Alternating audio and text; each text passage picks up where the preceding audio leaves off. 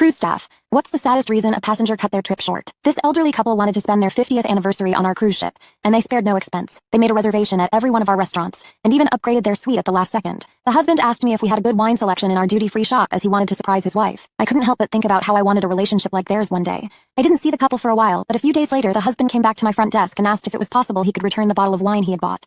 I told him unfortunately we can't do returns on the ship. He just looked at me sadly and said okay. I asked why he wanted to return it, and he said he didn't like to drink alone, then walked away. I felt like something was off with him but couldn't figure it out, until we all got alerted that we had to do an emergency stop at the nearest port. I asked my manager what had happened, and she told me that a passenger had died while dining out at one of our restaurants the previous night. I was surprised as she went on to tell me that it wasn't a medical emergency or anything. It was just an older woman that leaned back in her chair and fell asleep. I felt awful, and couldn't help but think that it must have been the wife of the older man who died. I couldn't shake the feeling that something else was going to go wrong and called security to go check on the husband. When they got there, they found the door unlocked and the husband laying in bed, not breathing. Apparently he drank the entire bottle of wine by himself and passed away before we even docked.